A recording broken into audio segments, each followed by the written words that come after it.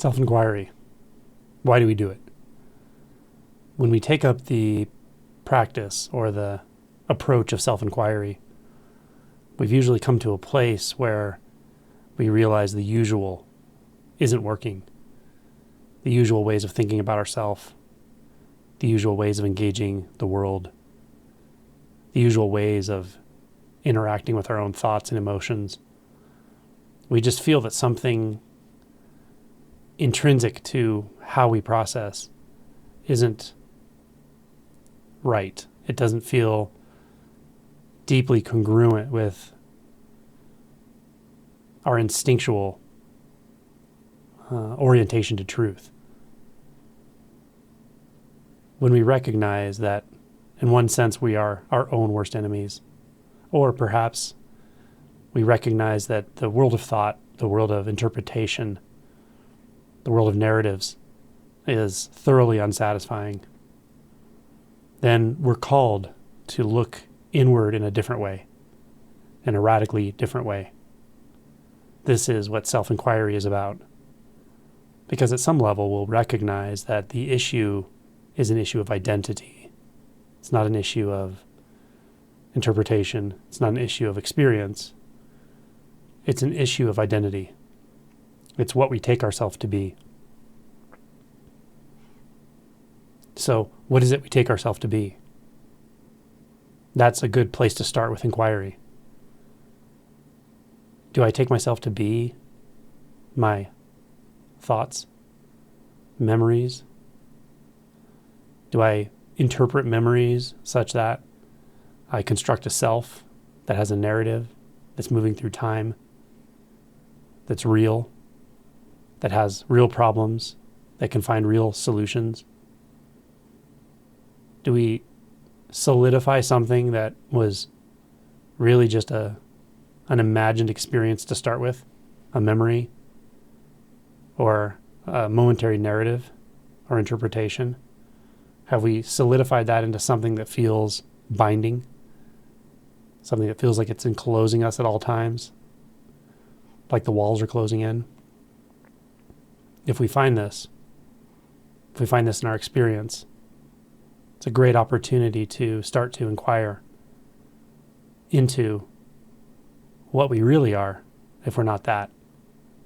If I'm not my thoughts, if I'm not my past, my future, any thought about myself, any belief about myself, we might start with, well, I am conscious.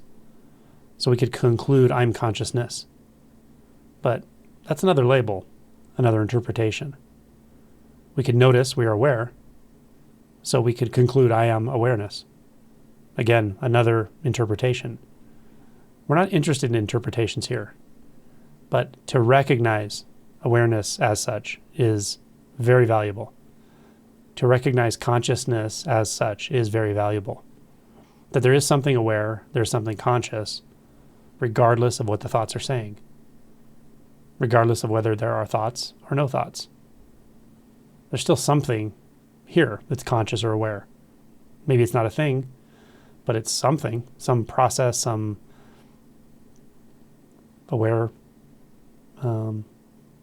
substance, maybe.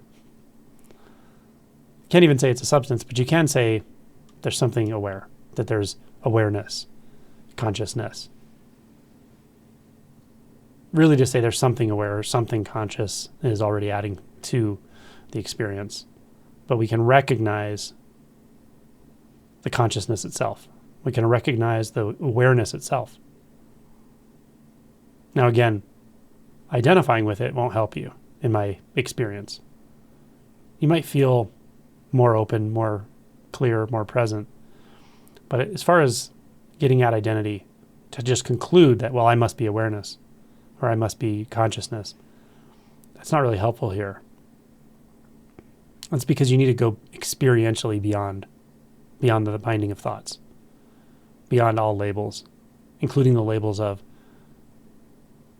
we often give things in spirituality, the labels of consciousness, the labels of awareness, the labels of source, God, self with a capital S. I don't recommend using any of these labels. And yet, there seems to be something here. So let's just go there directly, which means not go anywhere, which means not grab onto the next thought, which means notice that there is something, or just this bare awareness, this bare conscious experience before we add a thought, before we start to label anything, before we go anywhere. It's just this, very simply. Now, once you've touched into this, that may be enough for the moment. You may find yourself inclined to do it again and again.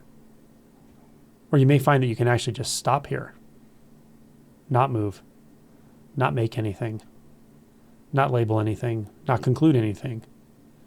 You can stay there.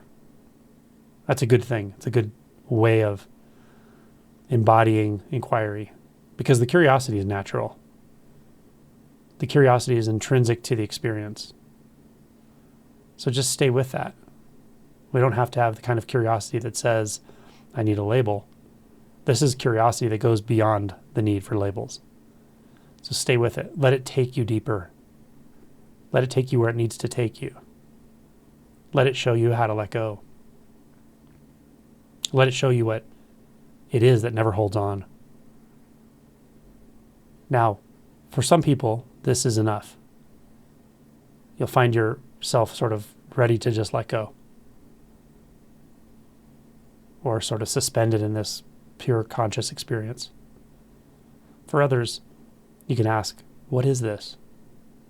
And it may take you deeper into it. That sort of augments the curiosity to say, what is this? What is the nature of this?